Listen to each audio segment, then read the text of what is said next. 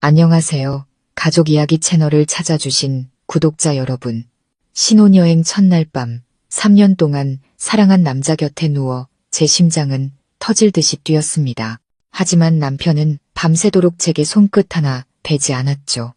깊은 밤, 저는 남편이 정말 남자인지 확인하려 몰래 그의 바지에 손을 댔습니다. 그리고 불을 켠 순간 제 눈앞에 보인 광경에 저는 그 자리에 얼어붙고 말았습니다. 자신조차 스스로를 인정하지 못하는 남자와 결혼했다는 사실을 믿을 수 없었습니다. 오늘 이야기는 단순히 자극적인 사건이 아닙니다. 고통과 번민으로 가득했지만 그 속에서 인간애와 치유를 발견한 한 여자의 진짜 여정입니다. 만약 당신이 누군가를 사랑해봤거나 상처받았거나 다른 사람의 기대를 위해 살아본 적이 있다면 이 영상의 단 1초도 놓치지 마세요. 제 이름은 이서연, 올해 27살이고 마포구에 있는 한 수출입 회사의 회계팀 직원입니다. 외모는 키 160 ccm에 피부가 아주 하얗지는 않지만 매끄러운 편으로 특별히 눈에 띄는 점은 없었습니다. 성격은 조용하고 내성적이며 분수를 아는 편이었죠. 3년 가까이 연애하는 동안 남편 민준 씨는 항상 먼저 다가와 주었고 사소한 것 하나까지 저를 챙겨주었습니다. 식사나 건강은 물론이고 제가 야근이라도 하는 날이면 비가 오나 눈이 오나 회사 정문 앞에서 저를 기다려주곤 했죠. 주변 사람들은 모두 제가 세상에서 가장 운 좋은 여자라고 생각했습니다. 술, 담배, 도박이나 여자 문제 하나 없는 착실한 남자를 만났으니까요. 하지만 저만은 알고 있었습니다. 민준 씨는 정말 좋은 사람이지만 때로는 이상할 정도로 착하다는 것을요. 3년의 연애 기간 동안 그는 제게 어떤 것도 요구한 적이 없었습니다. 손을 잡거나 포옹, 입맞춤을 안 한 것은 아니었지만 우리 사이에 보이지 않는 벽이라도 있는 것처럼 항상 적정선을 지켰고 결코 그 선을 넘지 않았습니다. 혹시 내가 매력이 없나 하는 생각에 속상할 때도 많았지만 그는 그저 웃으며 제 머리를 쓰다듬으며 말했습니다. 여자는 몸을 소중히 해야지. 신혼 첫날 밤에 내가 깜짝 놀라게 해줄게. 그 말을 듣고 부끄러우면서도 마음 한편이 기뻤습니다. 그래서 저는 그를 더욱 소중히 여기게 됐고 그 특별한 밤을 위해 모든 것을 아껴야 한다고 생각했습니다. 하지만 제 인생에서 가장 기대했던 그날 밤은 고통과 의심으로 가득한 날들의 시작이 되어버렸습니다. 그날 저녁 성대한 결혼식을 마치고 저희는 양가 친척들의 떠들썩한 배웅을 받으며 신혼집으로 돌아왔습니다. 저희 어머니가 꾸며주신 신혼방은 향초와 붉은 풍선, 그리고 침대 머리맡에 걸린 커다란 웨딩 사진으로 완벽하게 장식되어 있었죠. 저는 어머니가 그날 밤을 위해 특별히 사주신 얇은 레이스 슬립을 입고 수줍게 방으로 들어섰습니다. 심장이 세차게 뛰었고 설렘과 긴장이 뒤섞인 마음이었습니다. 저는 영화에서처럼 민준 씨가 들어와 저를 힘껏 안아주리라 생각하며 침대에 앉아 기다렸습니다. 하지만 민준 씨는 방에 들어와 저를 한번 쓱 쳐다보더니 이내 몸을 돌려 옷을 갈아입었습니다. 그는 목까지 단추를 채운 긴 소매 잠옷을 입고 침대에 올라와 저에게 등을 돌린 채 옆으로 누워버렸습니다. 저는 애써 웃으며 말했습니다. 오늘 우리 신혼 첫날 밤이잖아. 그는 돌아보지도 않은 채 퉁명스럽게 대답했습니다. 응, 피곤한데 일찍 자자. 저는 침대 위에 그대로 굳어버렸습니다. 심장은 여전히 미친 듯이 뛰었지만 더 이상 설렘 때문이 아니었습니다. 차갑고 아주 차가운 기분이었습니다. 무슨 일이지? 내가 뭘 잘못했나? 내가 화나게 할 만한 말을 했나? 아니, 예식을 치르고 피로연을 하는 내내 저는 항상 웃었고 양보했으며 최대한 완벽한 모습을 보이려 노력했습니다. 저는 뻣뻣하게 굳은 채 그의 옆에 누웠습니다. 우리 사이의 거리는 한 뼘도 채 되지 않았지만 마치 거대한 바다를 사이에 둔 것처럼 멀게만 느껴졌습니다. 제가 그의 등에 살며시 손을 대자 그는 움찔하며 제 손을 살짝 밀어냈습니다. 자, 내일 부모님 댁에 인사드리러 가야지. 눈물은 나지 않았지만 마음이 무겁게 가라앉았습니다. 저는 벽을 향해 돌아누워 거의 밤이 깊어질 때까지 눈을 멀뚱멀뚱 뜨고 있었습니다. 그의 고른 숨소리, 시계의 째깍거리는 소리, 그리고 제 심장이 조각조각 부서지는 듯한 소리가 들렸습니다.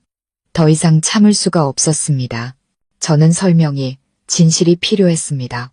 저는 돌아누워 몰래 그에게 손을 뻗었습니다.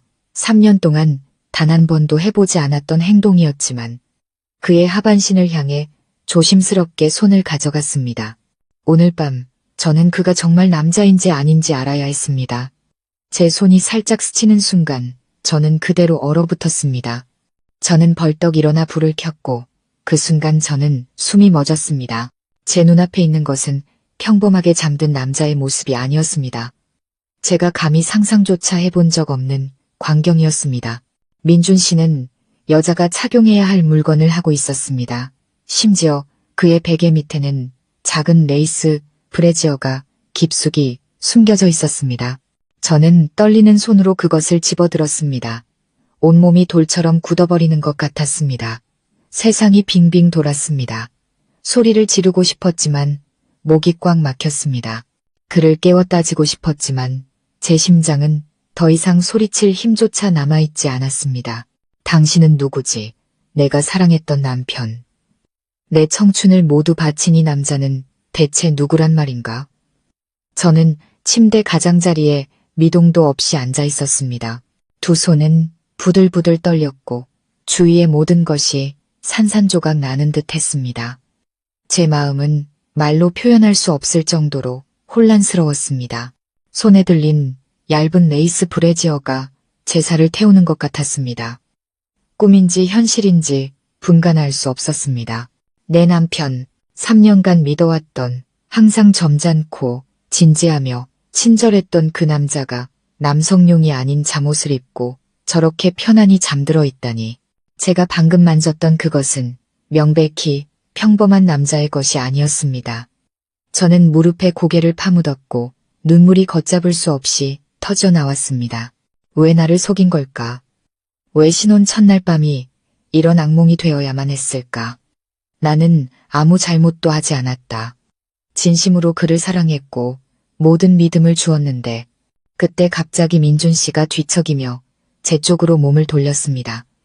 저는 깜짝 놀라 레이스 브래지어를 침대 밑으로 던져버리고 황급히 눈물을 닦았습니다. 그는 눈을 뜨고 저를 멍하니 쳐다보더니 이내 무언가를 확인하려는 듯 방안을 빠르게 훑어보았습니다. 아직 안 잤어? 그가 쉬어버린 목소리로 물었습니다. 저는 간신히 평정을 유지하려 했지만 목이 메었습니다.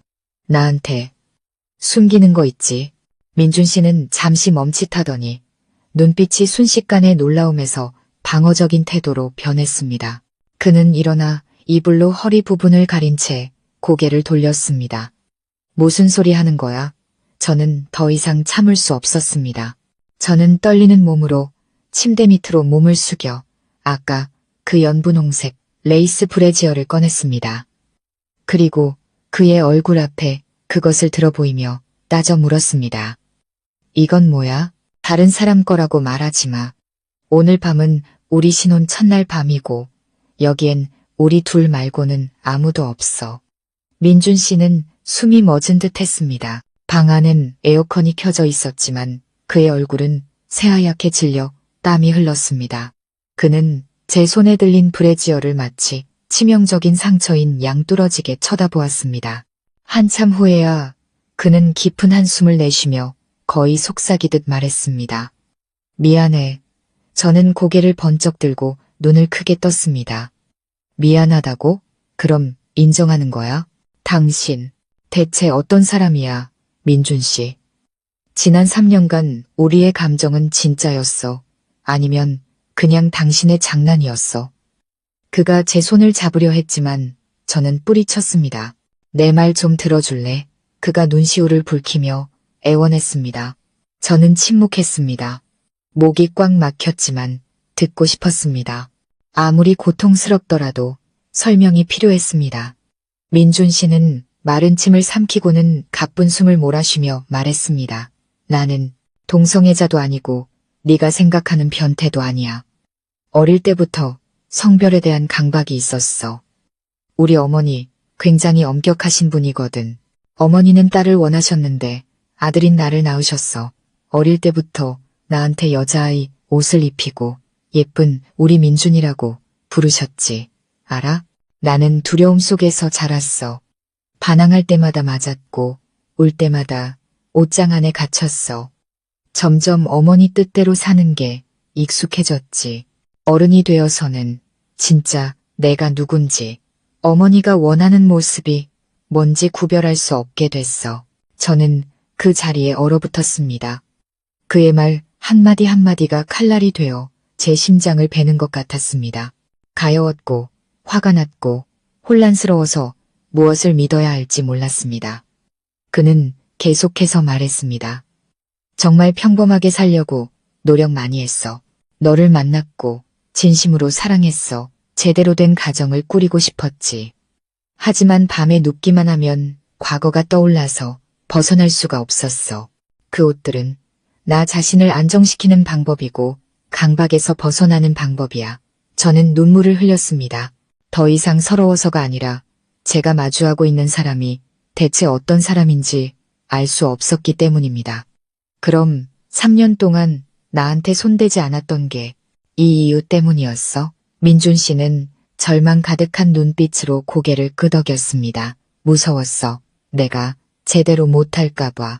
너를 실망시키고 싶지 않았어. 점점 익숙해지면 극복할 수 있을 때까지 기다리려고 했는데 오늘 밤도 결국 해내지 못했어. 저는 얼굴을 감싸고 울음을 터뜨렸습니다. 더 이상 평정을 유지할 수 없었습니다. 왜 나랑 결혼했어? 왜 당신이 줄 수 없다는 걸 뻔히 알면서 나를 기다리게 한 거야? 나는 당신의 어린 시절 상처를 치료해주는 도구가 아니야. 나도 사람이고 사랑이 필요하고 감정이 있다고. 민준 씨는 제 다리를 붙잡고 무릎을 꿇었습니다. 그의 목소리는 울먹임으로 가득 찼습니다. 미안해. 너를 잃고 싶지 않았어. 네가 유일하게 나를 남자로 느끼게 해주는 사람이었어. 내 인생의 유일한 빛이었단 말이야. 제발 나를 버리지 마. 저는 그를 내려다보았습니다. 눈물이 뺨을 타고 흘러내렸습니다. 하지만 그 순간 제 마음속에는 단 한 가지 생각뿐이었습니다. 내가 사랑했던 남자가 누구인지 이제는 정말 모르겠다는 것. 다음 날 아침 창밖의 햇살이 얇은 커튼을 뚫고 제 창백한 얼굴 위로 쏟아졌습니다.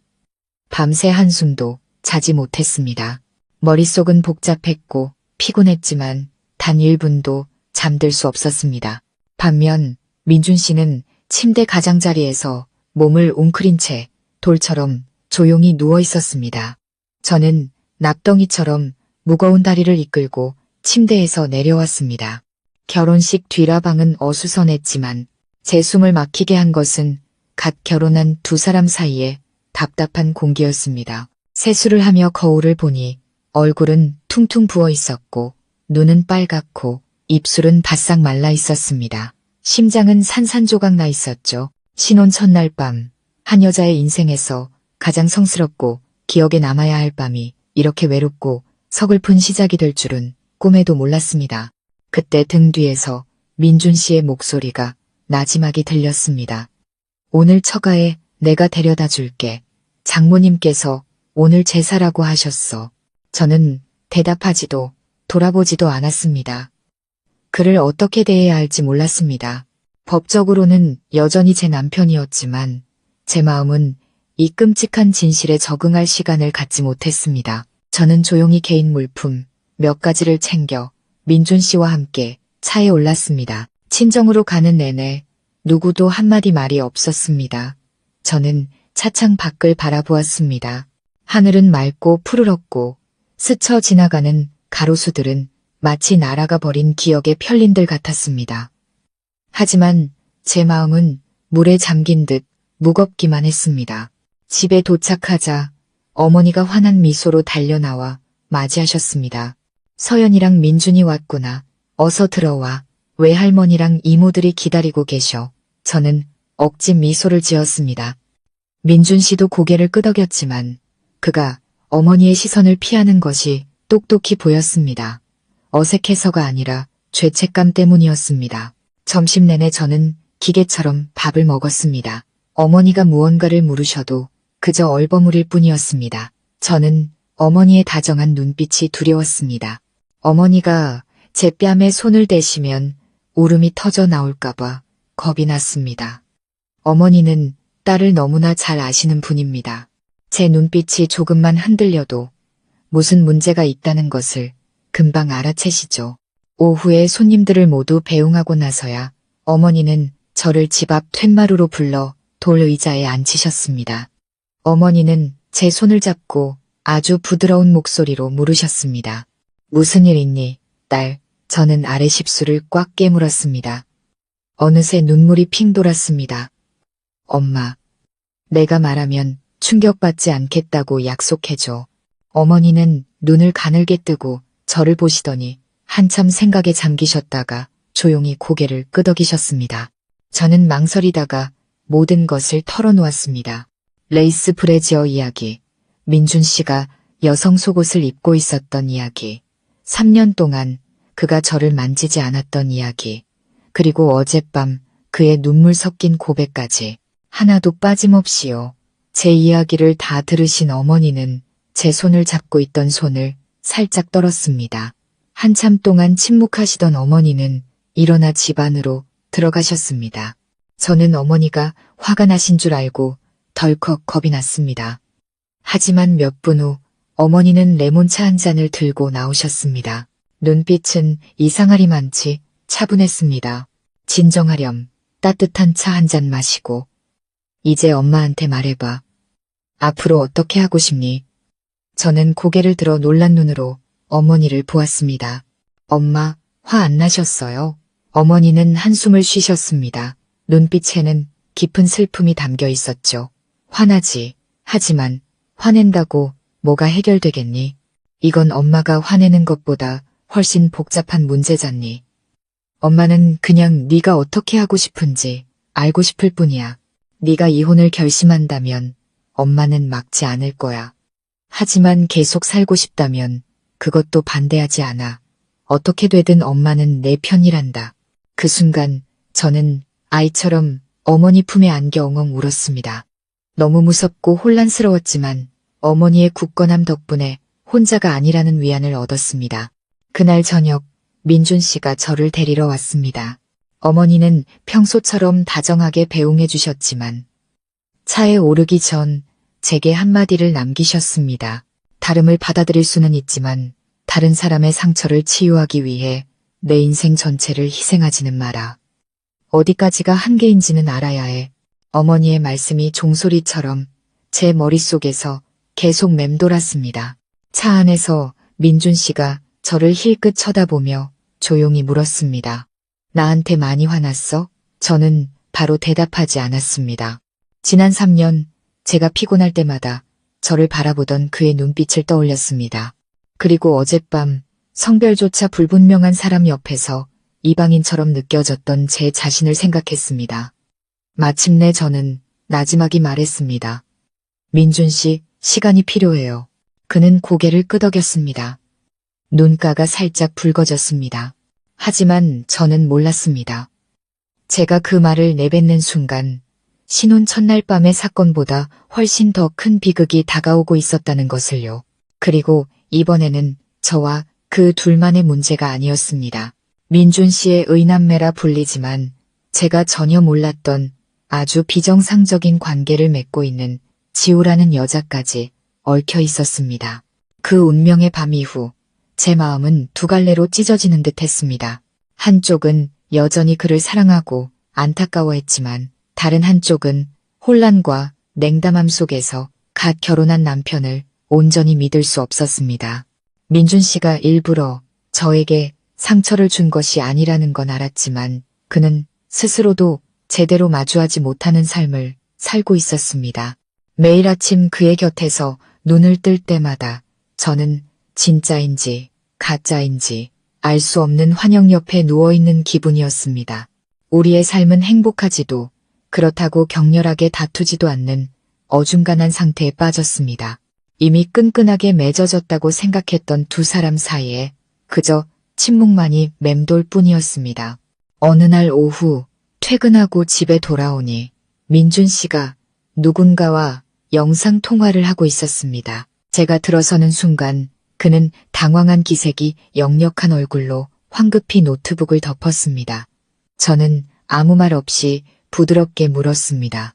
누구랑 통화했길래 그렇게 놀라? 민준 씨는 오물쭈물했습니다. 아, 지우 누나. 대학교 때 의남매 맺었던 누나인데 지금 태국에 살아. 가끔 안부 전화해. 저는 고개를 끄덕이며 아무렇지 않은 척했지만 마음속에서는 이상한 예감이 피어올랐습니다.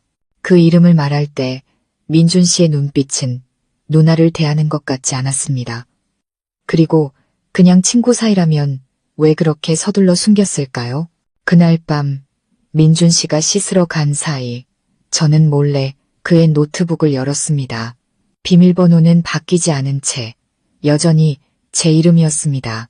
마음 한편으로는 아무것도 발견하지 못해서 스스로를 비웃으며 넘길 수 있기를 바랐습니다. 하지만 인생은 그렇게 쉽지 않았죠.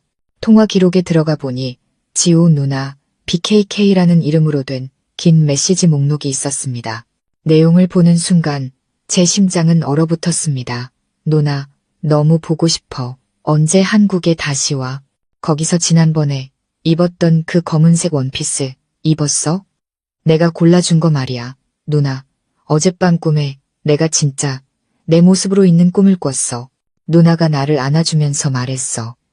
민준아, 더는 누구를 위해 살지 마. 너 자신을 위해 살아. 저는 떨리는 손으로 스크롤을 내렸습니다. 사진도 있었습니다. 지우라는 여자의 셀카 사진들이었죠. 꽤나 인상이 강렬했습니다.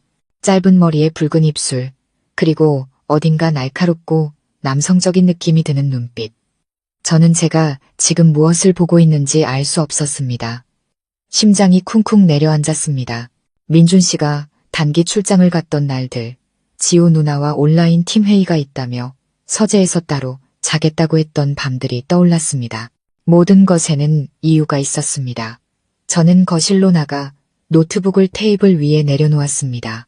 민준 씨가 막 욕실에서 나왔다가 차갑게 굳은 얼굴로 앉아있는 저를 보고 멈칫했습니다. 저는 그를 보며 차분하게 물었습니다. 지우라는 사람, 당신한테 뭐예요? 민준 씨는 침묵했습니다. 저는 일어나 그에게 다가갔습니다. 목소리는 여전히 높지 않았지만 그 어느 때보다 날카로웠습니다. 의남매라고 하지 마. 의남매끼리 원피스 사진 보내주고 꿈에서 서로 껴안아. 도대체 그 여자 뭐냐고. 민준 씨는 주먹을 꽉 쥐고 바닥만 내려다 보았습니다. 한참 후에야 그는 한숨을 내쉬었습니다. 예전에 나랑 같았던 사람이야. 저는 그 자리에 굳었습니다. 그 누나도 예전엔 자기 자신으로 살지 못했어. 성전환 수술 받고 지금은 태국에서 살고 있어. 나를 유일하게 이해해주는 사람이야. 내가 불안할 때마다 그 누나는 항상 곁에 있어줬어. 진짜 나를 받아들이는 법을, 나 자신을 부정하지 않는 법을 가르쳐줬지. 저는 할 말을 잃었습니다. 그 관계 뒤에 그런 비극이 숨어 있을 줄은 상상도 못했습니다. 하지만 남편의 삶에서 모든 생각과 선택의 바깥으로 밀려난 배신당한 기분을 떨칠 수는 없었습니다. 저는 씁쓸하게 웃었습니다. 그럼 나는 뭔데? 당신 신분을 합법화시켜주는 아내. 사회를 향해 이중적인 삶을 사는데 필요한 그림자. 민준 씨는 계속해서 고개를 저었습니다. 아니, 넌 그런 존재가 아니야. 너랑 결혼한 건 정말 사랑해서였어.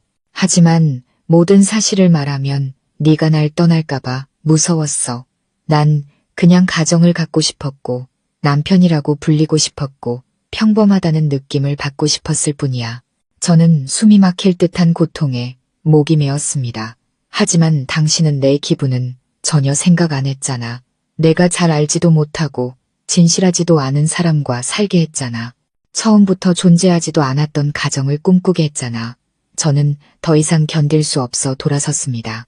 방으로 들어가 작은 여행 가방을 꺼내 급히 옷 몇 벌을 챙겼습니다. 민준 씨가 달려와 제 팔을 붙잡았습니다.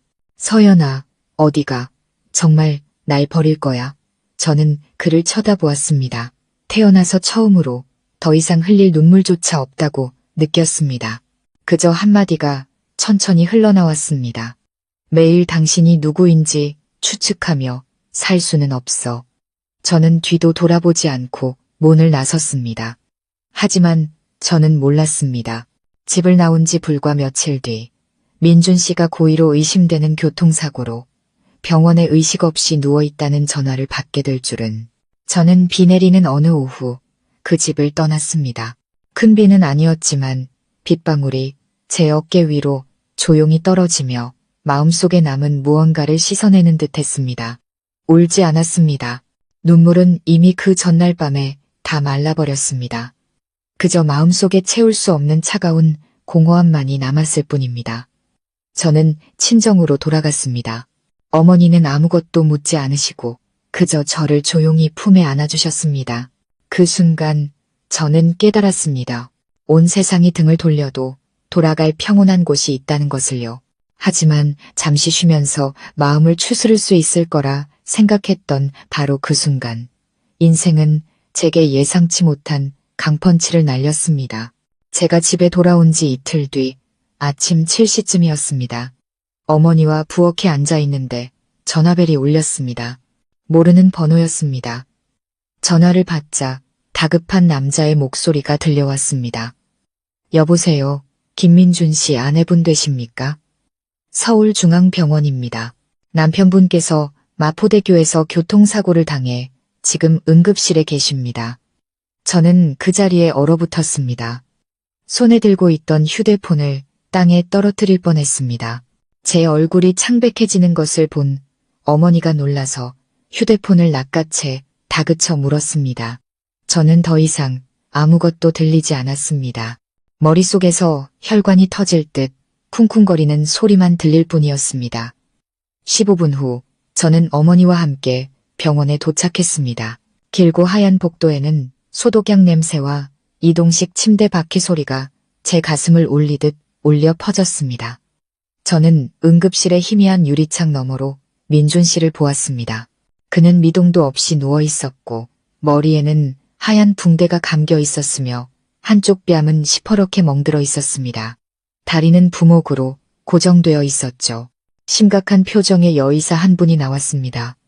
환자 보호자분, 저는 급히 달려갔습니다. 네, 제가 아내입니다.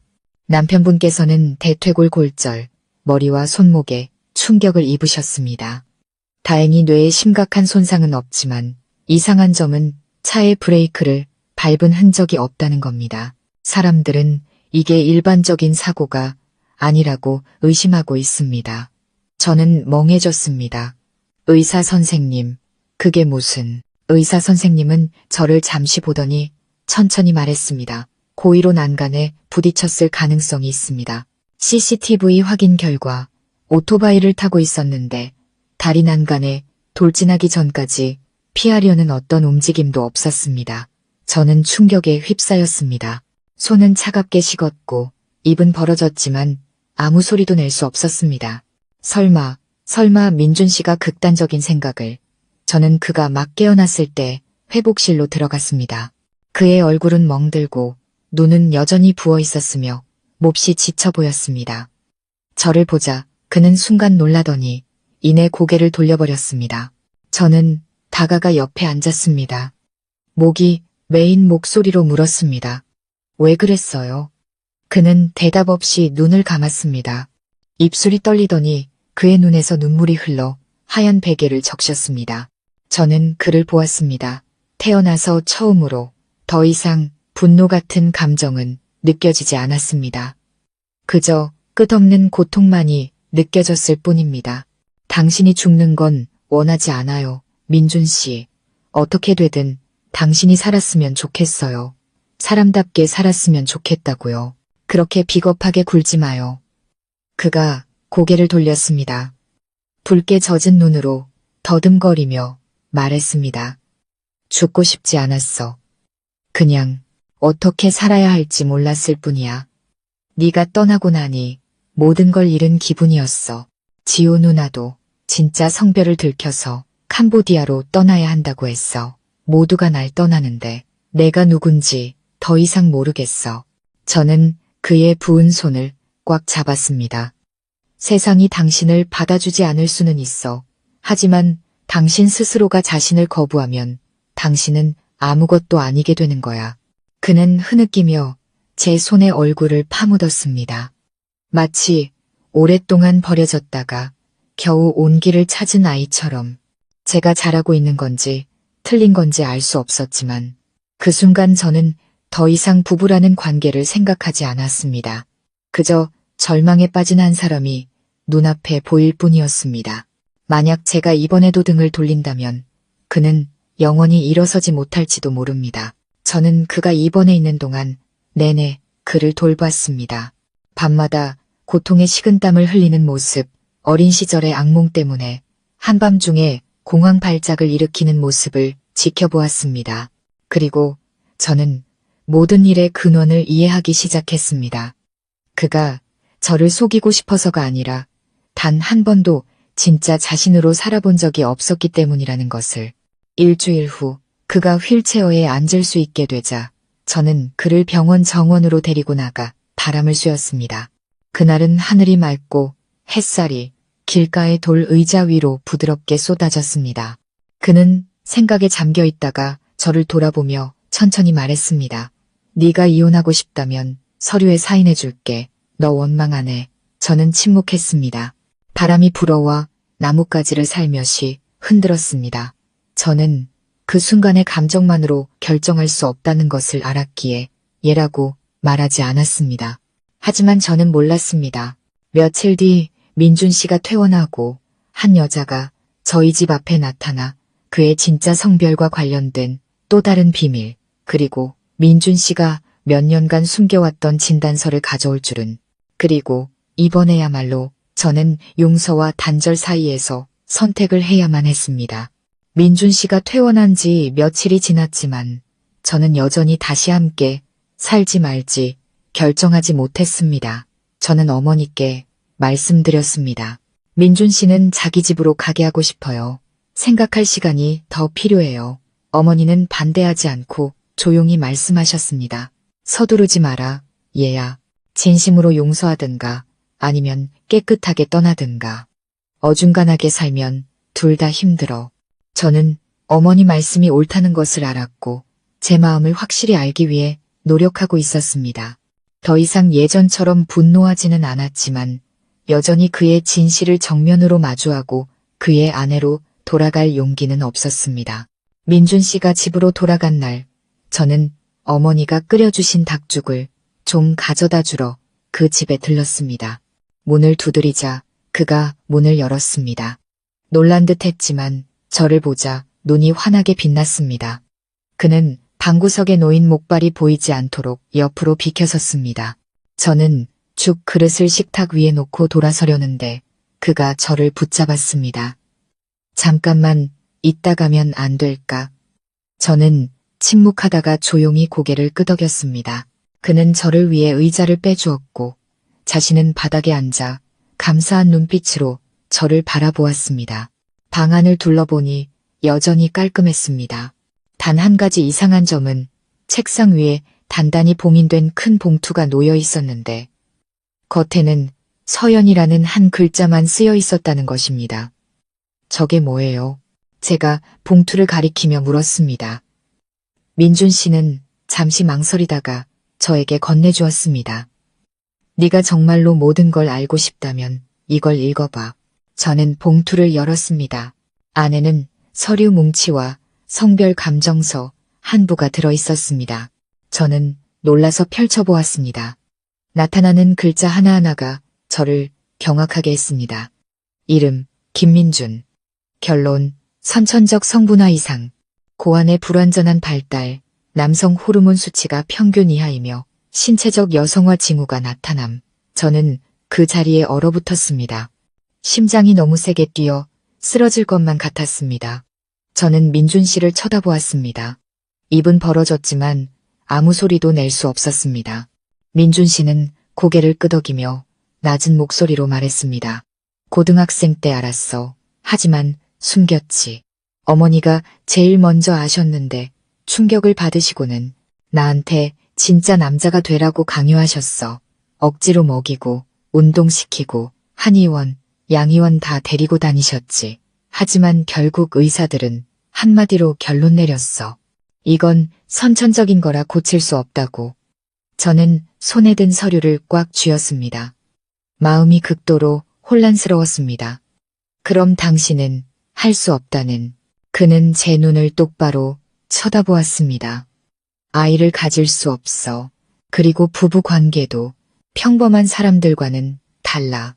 겉으로는 남자의 모습을 하고 있지만 속은 진짜 남자처럼 완전하지 않아. 저는 온몸이 떨리는 것을 느꼈습니다. 그 말들은 제 안에 남아있던 작은 희망의 조각들마저 칼로 베어내는 것 같았습니다. 왜 숨겼어요? 왜 나랑 결혼까지 한 거예요? 민준 씨는 슬프게 웃었습니다. 널 사랑했으니까. 그리고 혹시 네가 날 사랑한다면 받아줄 수 있을 거라고 믿었으니까. 저는 주먹을 꽉 쥐었습니다. 아니요, 맹목적인 믿음으로 다른 사람의 미래를 도박해서는 안 됐어요. 당신은 나를 속였을 뿐만 아니라 내가 진실을 알고 선택할 권리마저 빼앗아간 거예요. 민준 씨는 고개를 숙였습니다. 눈물이 조용히 흘러내렸습니다. 미안해. 용기가 없었어. 저는 일어섰습니다. 온몸이 불타는 것 같았습니다. 당신이 다른 것 때문에 원망하는 게 아니에요. 당신의 침묵, 당신의 거짓말 때문에 원망하는 거예요. 제가 문을 나서려는데 초인종이 울렸습니다. 문 앞에는 키가 크고 날씬한 몸매에 흰 셔츠와 검은 정장 바지를 입은 여자가 서 있었습니다. 저는 그녀가 예전에 그의 노트북에서 봤던 트랜스젠더 여성, 지우 씨라는 것을 바로 알아차렸습니다. 제가 반응하기도 전에 그녀는 안으로 들어와 제게 고개를 까딱하며 인사하고는 민준 씨를 쳐다보았습니다.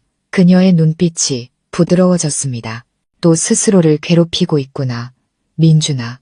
민준 씨는 굳어버렸습니다. 누나, 어떻게? 내 친구가 네가 입원했다고 알려줬어. 네가 아직도 마주할 만큼 강하지 않다는 것도 알고 있었고. 그녀는 제게로 몸을 돌려 천천히 말했습니다. 제가 나타나서 불편하게 해드렸다면 죄송합니다. 하지만 오늘 저는 민준이 때문에 온 게 아니라 사모님 때문에 왔어요. 한 가지만 확실히 아셔야 해요. 사모님께서 지금 상처받고 계신 그 남편은 진짜 자신으로 살 용기가 없어서 죽을 뻔했던 사람이에요. 저는 그녀를 말없이 쳐다보았습니다. 저는 예전에 남자였지만 여자로 살지 못해 괴로웠어요. 부모님께 집에서 쫓겨나고 얇은 끈이 달린 샌들을 신었다는 이유만으로 다리 밑에서 잠을 자기도 했죠. 제 안에 잘못된 것들 벌하기 위해 제 손목을 긋기도 했어요. 그리고 제가 예전에 그랬던 것처럼 벼랑 끝에 서 있던 민준이를 만났죠. 하지만 민준이는 저보다 훨씬 약했어요. 그 아이는 단 한 번도 진심으로 사랑받아 본 적이 없었거든요. 저는 고개를 돌렸습니다. 심장이 산산조각 나는 것 같았습니다. 지우 씨가 제 어깨에 손을 얹고 부드러운 목소리로 말했습니다. 받아들일 수 없다면 단호하게 떠나세요. 하지만 아직 애정이 남아있다면 침묵하지는 마세요. 아내의 침묵은 때로 수만 가지의 비난보다 더 아프거든요. 저는 어떻게 그 집을 빠져나왔는지 기억나지 않습니다. 집으로 돌아오는 길, 머릿속이 텅 비었습니다. 그날 밤 저는 잠을 이루지 못했습니다. 민준 씨, 지우 씨, 그리고 제 자신에 대해 생각했습니다. 제대로 된 남편 역할을 할 수 없는 사람과 함께 산다면 사회의 시선을 어떻게 감당해야 할지 몰랐습니다. 하지만 속에서부터 부서져 내리고 있는 사람을 외면한다면 제가 과연 평온하게 살 수 있을지도 확신할 수 없었습니다. 그리고 해가 막 떠오를 무렵 저는 휴대폰을 들고 민준 씨에게 전화를 걸었습니다. 저는 단 한마디만 했습니다. 내일 서울숲에서 만나요. 마지막으로 모든 걸 확실히 하기 위해 이야기해야겠어요. 그날 아침 날씨는 쌀쌀했고 하늘은 잿빛 구름으로 가득했습니다. 저는 서울숲의 돌 의자에 앉아 있었습니다. 민준 씨와 연애 초기에 자주 데이트했던 익숙한 장소였습니다. 그때의 저는 작은 집, 착실한 남편, 그리고 따뜻한 저녁 식사라는 소박한 꿈을 꾸던 순진한 여자였습니다. 이제 저는 여기에 앉아 너무나 적나라하고 고통스러운 진실 때문에 시작과 동시에 산산조각난 결혼 생활을 마주하고 있었습니다. 민준 씨는 10분 늦게 도착했습니다. 옅은 파란색 셔츠에 검은 바지를 입고 나무 목발을 짚으며 절뚝거리며 걸어왔습니다. 그는 훨씬 말라 보였고 눈은 퀭했지만 시선은 여전히 예전처럼 부드러웠습니다. 그는 제 맞은편 적당한 거리를 두고 앉았습니다. 저는 한참 동안 말없이 그를 바라보았고 민준 씨도 조용히 기다렸습니다. 마침내 제가 입을 열었습니다. 목소리는 작았지만 단호했습니다. 모든 걸 다 읽었어요. 지우 씨 이야기도 들었고 이제 더는 당신을 원망하지 않아요. 민준 씨는 살짝 고개를 숙였지만 그의 눈에는 희망이 반짝였습니다. 그럼 나한테 기회를 줄 수 있을까? 저는 고개를 저었습니다. 그 질문은 나중에 해요. 오늘 저는 용서하러 온 것도 비난하러 온 것도 아니에요. 제가 지금 어떻게 느끼는지 당신에게 말해주러 왔어요. 저는 심호흡을 하고 주먹을 꽉 쥐었습니다. 사실 저를 가장 아프게 했던 건 당신이 다르다는 사실이 아니에요. 3년 동안 연애하면서 당신은 항상 당신이 만든 꿈속에서 저를 살게 했다는 거예요. 당신은 저에게 평범한 가정과 남편에 대한 희망을 줬지만 정작 당신 자신은 제대로 된 남편이 될 수 있다고 믿지 않았죠. 민준 씨가 무언가 말하려 했지만 저는 손을 들어 막았습니다. 당신에게 아기가 없었다는 건 알아요. 하지만 당신의 잘못은 저 스스로 미래를 그리게 내버려 두고 모든 것이 막 시작되었을 때 그 미래를 제 손에서 슬그머니 빼앗아갔다는 점이에요. 당신은 자신의 몸이 어떤지 잘 알고 있었고 아빠가 될 수 없다는 것, 다른 사람들처럼 아내와 가까이 할 수 없다는 것도 알았어요. 하지만 당신은 침묵을 선택했고 제가 어쩔 수 없이 당신의 상대역이 되어버린 연극 속에서 살기를 택했죠. 민준 씨의 눈에서 눈물이 흘렀지만 저는 울지 않았습니다. 이상할 정도로 차분했습니다. 아마 울 만큼 울었기 때문이겠죠. 저는 사랑만 있으면 모든 걸 감당할 수 있을 만큼 관대하다고 생각했어요.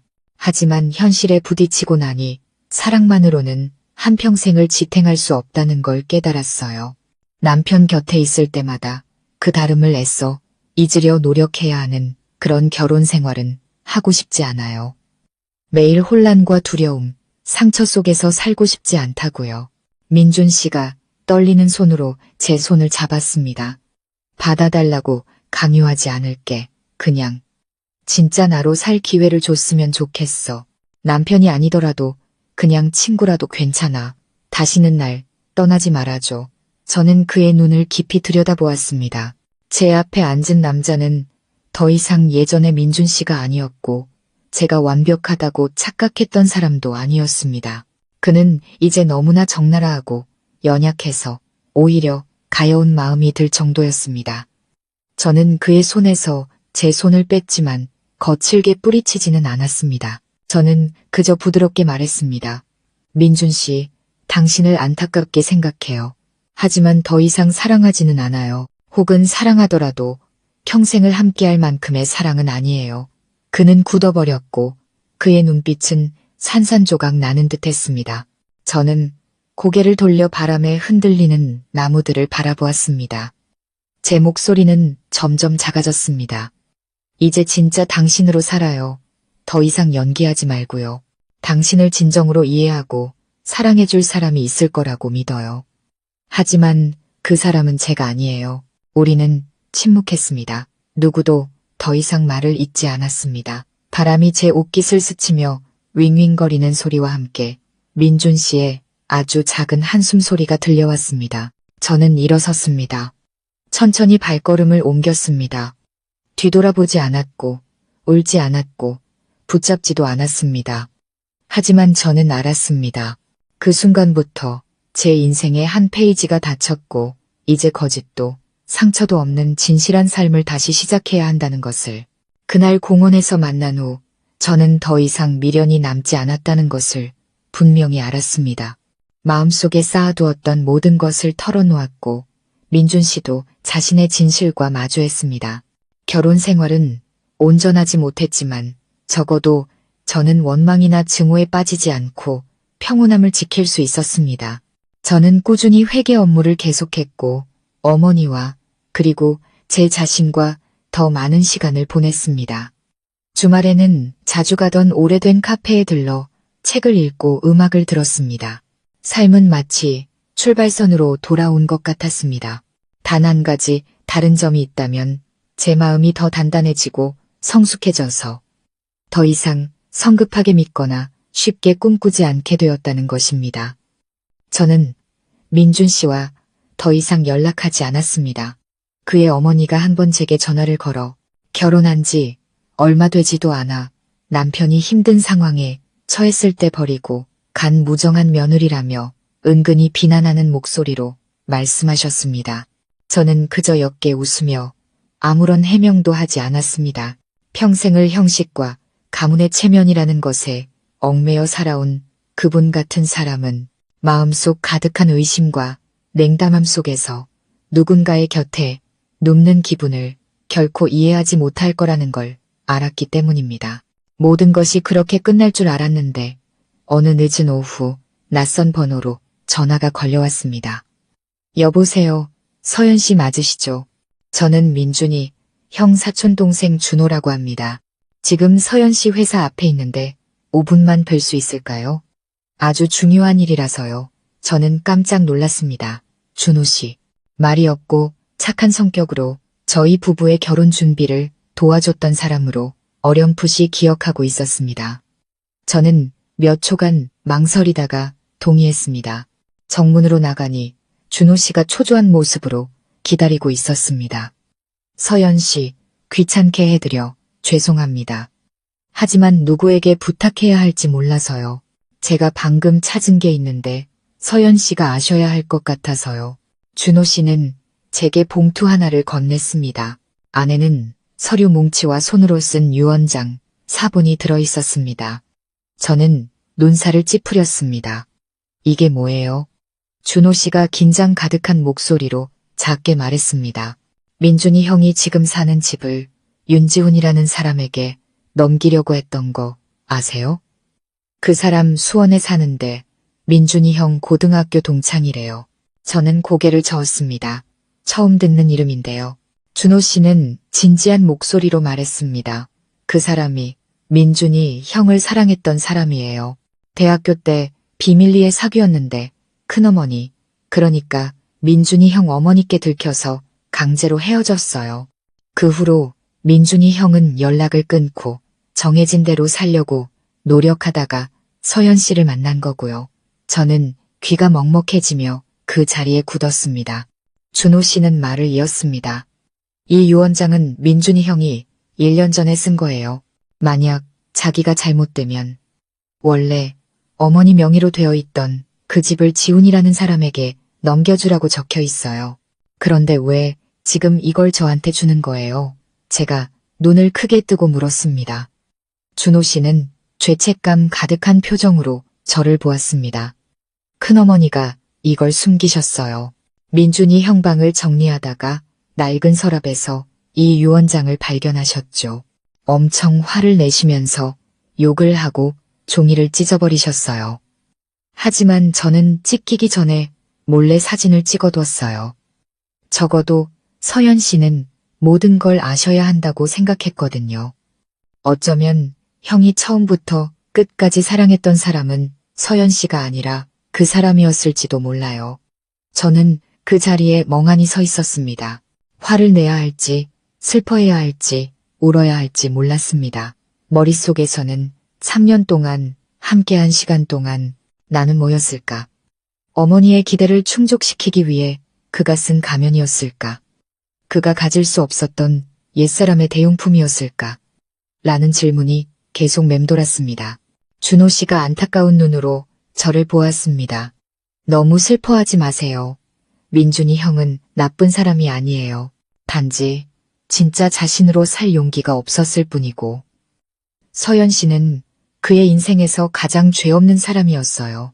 저는 서류 뭉치를 받아들고 준호 씨에게 인사한 뒤 조용히 돌아섰습니다. 그날 밤 저는 책상에 앉아 유언장 사본을 읽고 또 읽었습니다. 삐뚤빼뚤하지만 감정이 가득 담긴 글씨였습니다. 내가 죽더라도 아무도 슬퍼하지 마라. 단 한 사람만 나를 기억해 주길 바란다. 약했고 진짜 나로 살기를 꿈꿨고 세상 속에서 그 사랑의 이름을 부를 수 없었던 한 사람을 사랑했던 자로 저는 종이를 접었습니다. 어느새 눈물이 흘러내렸습니다. 하지만 이번 눈물은 깨져버린 결혼 생활을 위한 것이 아니었습니다. 자아와 편견 사이에서 진짜 삶에 대한 갈망과 버려질 것에 대한 두려움 사이에서 갇혀버린 한 사람을 위한 눈물이었습니다. 저는 민준 씨를 위해 마지막으로 한 가지 일을 하기로 결심했습니다. 평생 아들을 정해진 틀 안에 가두려 했던 그의 어머니를 만나 이 유언장 사본을 건네주기로 했습니다. 그리고 그분께 한마디를 전하기로 했습니다. 어머니는 자식을 낳을 수는 있지만 그 자식의 본질을 빼앗을 권리는 없다고. 오 여사님은 두 손을 꽉 맞잡은 채 떨리는 목소리로 말했습니다. 나는 그냥 걔가 남들처럼 번듯하게 살길 바랐을 뿐이야. 결혼해서 애 낳고 내가 안아볼 손주 낳아주길 바랐다고. 나한테 반항할 줄은 몰랐어. 걔는 한 번도 그런 적이 없었는데. 저는 제 앞에 앉은 여자를 보았습니다. 저를 노골적으로 무시하고 결혼식 날 제 행동 하나하나를 샅샅이 훑어보던 그 사람이 이제는 방향을 잃은 아이처럼 움츠러들어 있었습니다.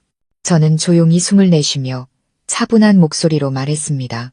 어머님께서는 지난 수년 동안 어머님의 번듯함이라는 기준으로 민준 씨를 올가매셨다는 생각은 안 해보셨어요?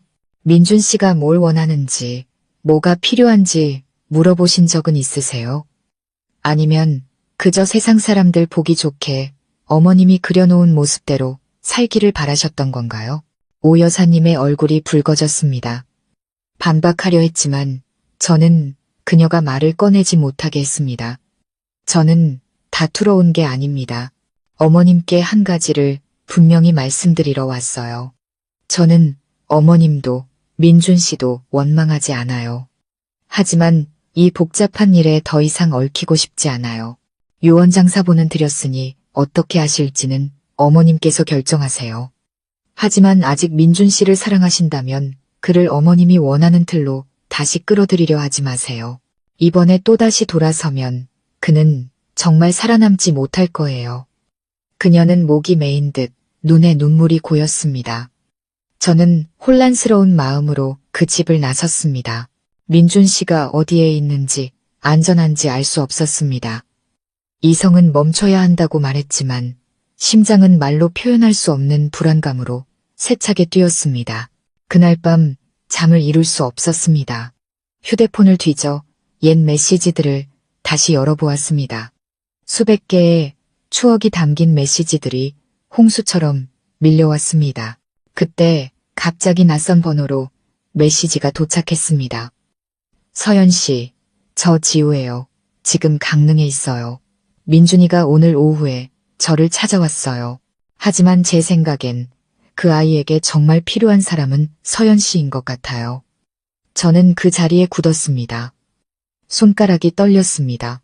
지우 씨는 해변가의 작은 카페 주소를 함께 보내왔습니다.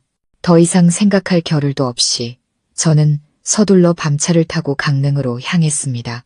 차는 어둠 속을 질주하며 한적한 도로와 양옆의 희미한 가로등을 스쳐 지나갔습니다. 저는 좌석에 몸을 웅크리고 앉았습니다. 마음속은 불이 붙은 듯 했습니다. 걱정 때문인지, 연민 때문인지, 아니면 아직 제 안에 미련이 남아있기 때문인지 알 수 없었습니다. 새벽 4시쯤 저는 목적지에 도착했습니다. 해변가에 위치한 작은 카페는 아직 불이 켜져 있었습니다. 안으로 들어서자 민준 씨가 구석진 자리에 앉아 있었습니다. 그는 지우 씨의 어깨에 머리를 기댄 채 마치 폭풍우를 겪은 사람처럼 눈을 반쯤 감고 있었습니다. 지우 씨는 저를 보자 조용히 고개를 끄덕이고는 두 사람을 위해 자리를 비켜주었습니다. 저는 다가가 조용히 불렀습니다. 민준 씨, 그는 눈을 떴습니다. 순간 놀라더니 이내 고개를 숙였습니다. 저는 말없이 앉았습니다. 짭짤한 바닷바람이 불어왔고 침묵이 우리를 감쌌습니다. 그가 입을 열었습니다. 목소리가 쉬어 있었습니다. 정말 왔네. 저는 조용히 고개를 끄덕였습니다. 연락받았어요. 걱정돼서. 민준 씨는 감정을 억누르려는 듯 입술을 깨물었습니다. 네가 날 미워하고 다시는 보고 싶어 하지 않을 줄 알았어. 네. 화도 났고 아팠어요. 하지만 지금은 그냥 걱정돼요. 그는 고개를 돌려 저를 보았습니다. 눈이 붉게 충혈되어 있었습니다. 있잖아. 엄마가 유언장을 태워버렸을 때 내 인생이 전부 지워지는 것 같았어. 내가 지키려고 했던 모든 것들, 아주 작은 것이라도 다른 사람 손에 짓밟려버린 기분이었어. 나한테 진짜 너로 살라고 말해준 사람은 네가 유일했어. 그 말이 나를 얼마나 구했는지 알아? 저는 그의 손을 잡고 가볍게 쥐었습니다. 여기까지 왔으면 계속 사람답게 살아야죠. 더는 포기하지 마요. 민준 씨는 제 어깨에 얼굴을 묻고 아이처럼 흐느꼈습니다. 너를 잃고 싶지 않아. 저는 바로 대답하지 않았습니다. 아무것도 약속하지 않았습니다. 그저 그의 곁에 앉아 바닷바람과 새벽빛이 머리카락 사이로 스며들게 내버려 두었습니다. 그 순간 저는 더 이상 신분이나 성별, 과거에 대해 생각하지 않았습니다. 그저 제 옆에 있는 이 남자가 지금 그 무엇보다도 잡아줄 손길이 필요하다는 것만 알았습니다. 어쩌면 저와 그는 결코 제대로 된 부부가 될 수 없을지도 모릅니다. 하지만 어쩌면 우리는 표준이라는 것에 얽매이지 않고도 함께 걸어갈 만큼 용감한 두 사람이 될 수도 있을 겁니다. 그날 아침 강릉 바닷가에서 저와 민준 씨는 오랫동안 말없이 함께 앉아 있었습니다. 시원한 바람이 불어오며 소금기와 함께 뭐라고 정의할 수 없는 몽롱한 감정을 실어왔습니다. 평온함일 수도 혹은 아쉬움일 수도 있었습니다. 민준 씨는 거의 말을 하지 않았고 가끔 고개를 들어 저를 바라볼 뿐이었습니다. 그의 눈빛은 3년 전과 같이 부드럽고 존중이 담겨 있었지만 여전히 불안감으로 가득 차 있었습니다. 해가 높이 솟았을 때 그가 제게 물었습니다. 내가 만약 평범한 사람이었다면 내 곁에 있어 줬을까? 저는 피하지 않고 그의 눈을 똑바로 바라보았습니다. 당신이 평범한 사람이었다면 저는 다른 사람을 있는 그대로 받아들이는 법을 배우지 못했을 거예요. 만약 당신이 그 모든 상처와 갈등으로 가득 찬 사람이 아니었다면 제가 이렇게 강해질 수 있다는 것도 결코 몰랐을 거고요. 그는 잠시 멈칫했습니다. 눈에 눈물이 고였습니다. 그럼 지금 내 곁에 있어 줄 수 있어? 아내가 아니라 친구로, 가족으로, 나를 가장 잘 아는 사람으로. 저는 고개를 돌렸습니다. 마음이 복잡했습니다. 가볍게 던진 듯한 그 질문이 심장을 깊이 파고드는 것 같았습니다. 제가 고개를 끄덕인다면 앞으로의 삶이 쉽지 않을 거라는 걸 잘 알았습니다. 사람들의 수군거림, 꼬치꼬치 캐묻는 시선, 그리고 세월의 녹처럼 끈질기게 따라붙을 온갖 억측들이 있을 겁니다. 하지만 제가 등을 돌린다면 비록 잘못된 방식이었을지언정 진심 어린 친절함으로 저를 사랑했던 한 사람을 잃게 될 것입니다. 저는 그날 바로 대답하지 않았습니다. 서울로 돌아와 다시 일상으로 복귀했습니다. 더 이상 남편은 아니지만 그렇다고 남도 아닌 사람과 함께 걸어갈 만큼 제 마음이 넓은지 제 마음속 질문은 계속되었습니다. 일주일 후 저는 법원으로부터 제가 민준 씨가 사고를 당하기 전에 제출했던 이혼 소장과 관련하여 출석 통지서를 받았습니다. 재판 날짜가 잡혀 있었습니다. 저는 통지서를 들고 오랫동안 가만히 서 있었습니다. 제가 가지 않으면 재판은 연기될 것이고 간다면 이별을 받아들이는 셈이었습니다. 저는 휴대폰을 들고 민준 씨의 번호를 찾았지만 손가락은 멈췄습니다. 저는 그의 어머니 오 여사님을 만나기로 했습니다. 다시 만난 그녀는 처음 만났을 때처럼 날카롭지 않고 다소 조심스러운 태도였습니다. 제가 물었습니다. 민준 씨, 집에 오나요? 그녀는 제 시선을 피하며 고개를 끄덕였습니다. 오긴 오는데 거의 안 와. 나랑 말도 잘 안 섞고. 꼭 남 같아. 저는 그녀를 보며 천천히 말했습니다. 지난 수십 년간 그는 단 한 번도 자기 자신으로 살아본 적이 없으니까요. 집에 올 때마다 연기를 해야 했으니까요. 그녀는 목이 메었습니다. 저는 말을 이었습니다. 어머님께서 당장 변하실 필요는 없어요. 하지만 작은 것부터 시작하시면 돼요. 그의 이름을 제대로 불러주세요. 비꼬거나 남들 보기 좋게 살라고 강요하지 마세요. 어머니가 자식을 품에 안아주지 못할 거라면 벼랑으로 밀지는 마세요. 오 여사님은 고개를 숙였습니다. 손이 떨렸습니다. 눈물 한 방울이 그녀의 손등 위로 떨어졌습니다. 그녀는 아무 말도 하지 않았지만 저는 그 어머니의 마음속 어딘가에서 내적인 싸움이 시작되고 있음을 믿었습니다. 저는 약속된 날짜에 법원으로 갔습니다. 민준 씨가 먼저 와 있었습니다. 그는 흰 셔츠를 입고 머리를 단정하게 잘랐습니다. 여전히 말랐지만 조금 더 단단해 보였습니다. 저를 보자 그는 일어나 조용히 고개를 끄덕였습니다. 판사님이 물었습니다. 양측 모두 충분히 생각하셨습니까? 조정 의사는 없으신가요? 민준 씨가 저를 보았고 저도 그를 보았습니다. 그 순간 제 심장 소리가 똑똑히 들렸고 저는 조용히 고개를 저었습니다. 우리는 합의 이혼했습니다. 민준 씨는 아무 말도 하지 않았지만 그의 눈가가 붉어지는 것을 보았습니다. 절차는 20분도 채 안 되어 빠르게 끝났습니다. 법원을 나와 민준 씨는 제 옆에서 걸었습니다. 두 사람 모두 말이 없었습니다. 마지막 계단에 다다랐을 때 그가 돌아섰습니다. 와줘서 고마워. 저는 미소 지었습니다. 온 건 하나의 역할을 끝내기 위해서지 사람 사이의 정을 끝내기 위해서가 아니에요. 그는 목이 메었습니다. 저는 발걸음을 옮겼지만 이번에는 눈물을 흘리지 않았습니다. 왜냐하면 저는 알았기 때문입니다. 어떤 사람들은 평생 사랑하기 위해 태어난 것이 아니라 단 한 번이라도 진실하게 사는 법을 서로에게 가르쳐주기 위해 태어났다는 것을. 법원에서 나온 그날 아침, 저는 공식적으로 다시 독신 여성이 되었습니다. 더 이상 아내라는 신분도 서류나 맹세에 얽매이지도 않았습니다. 이혼 서류에 서명할 때 예전에 생각했던 것처럼 가슴이 조이고 아플 줄 알았습니다. 하지만 아니었습니다. 오히려 이상할 정도로 가벼웠습니다. 아마 아플 만큼 아파서 더 이상 아플 곳조차 남지 않았기 때문이겠지요. 저는 회사로 돌아가 일에 몰두했습니다. 낮에는 일하고 저녁에는 어머니를 돌보고 가끔 오랜 친구들과 만났습니다. 저는 작지만 진실한 것들에 집중했습니다.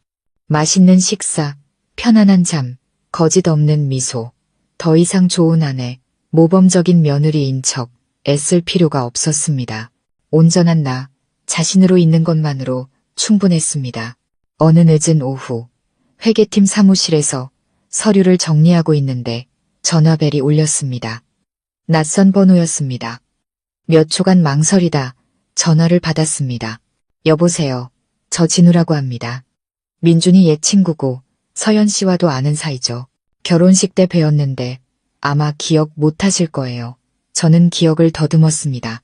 아, 맞다. 진우 씨는 민준 씨의 대학 동기로 결혼식 피로연 일부를 도와줬던 사람이었습니다.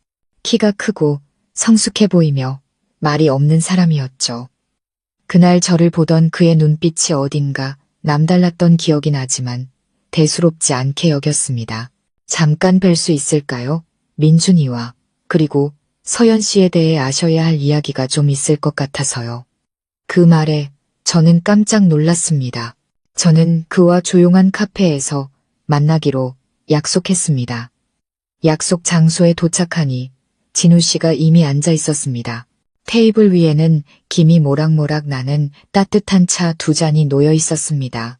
와주셔서 감사합니다. 이제 민준이에 대한 어떤 이야기도 듣고 싶지 않으시다는 거 알지만 제 말 믿어주세요. 이 이야기는 들으셔야 해요. 과거 때문이 아니라 미래를 위해서요. 저는 의심스러운 눈으로 그를 쳐다보았습니다.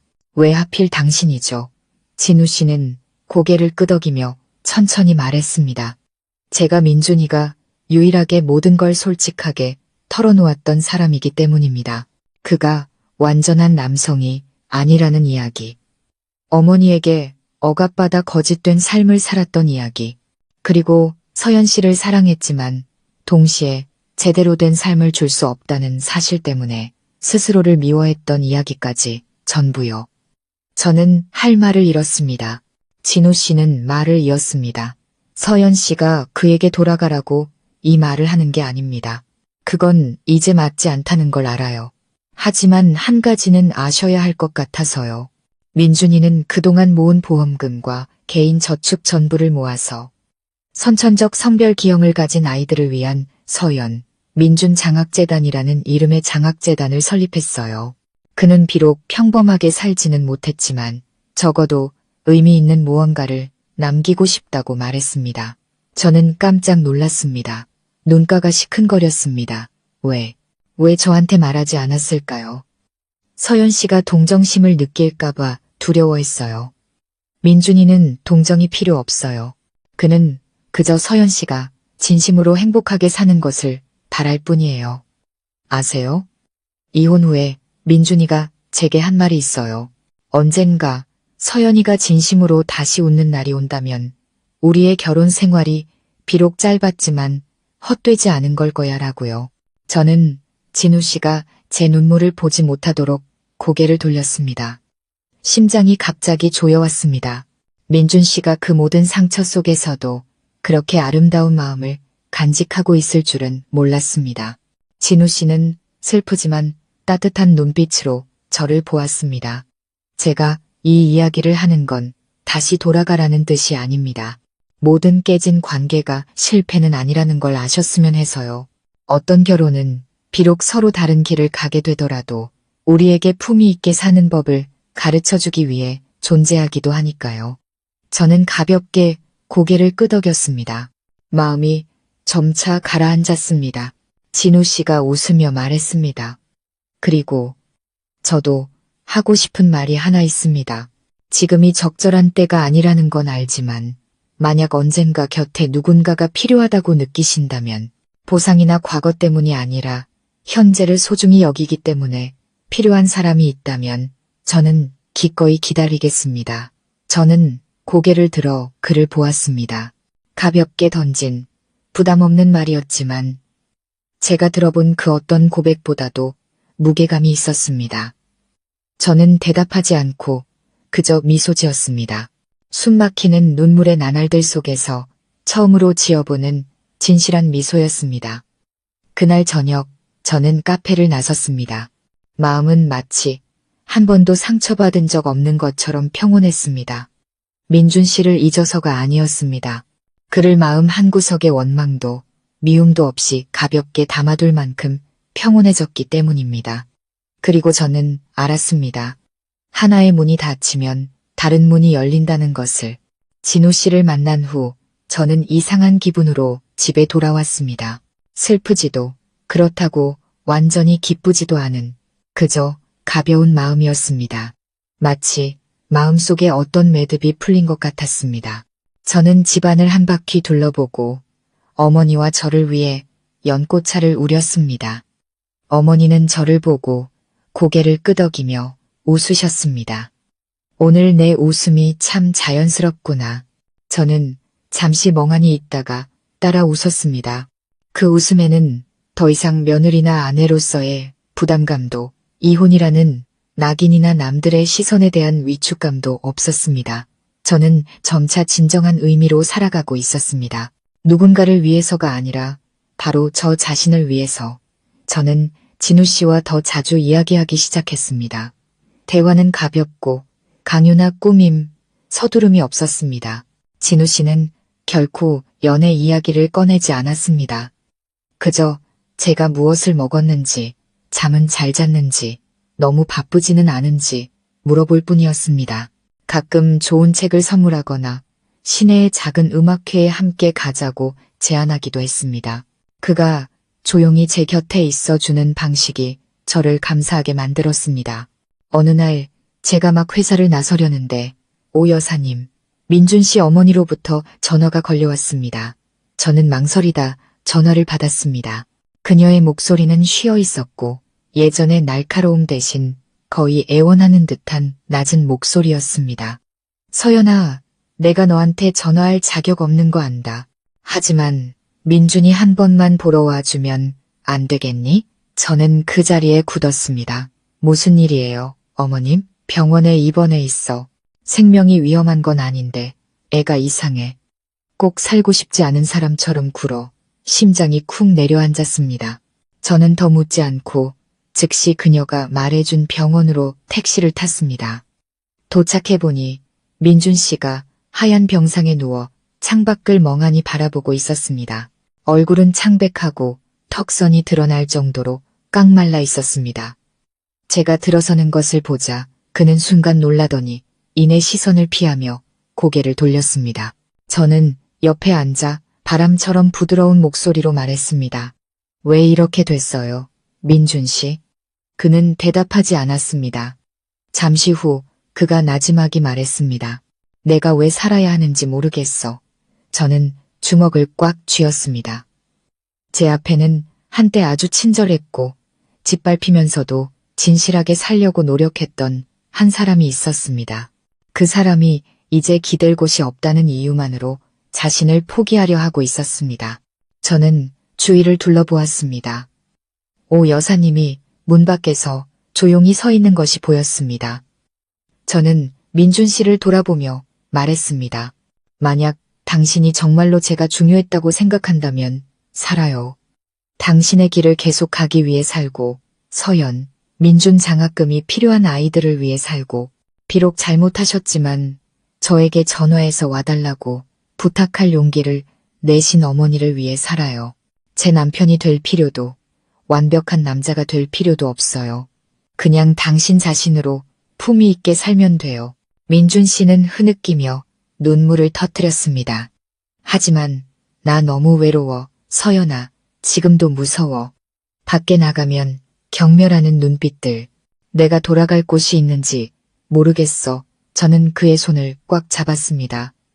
진짜 당신으로 산다면 세상이 당장은 받아주지 않을 수도 있어요. 하지만 받아줄 사람이 있을 거예요.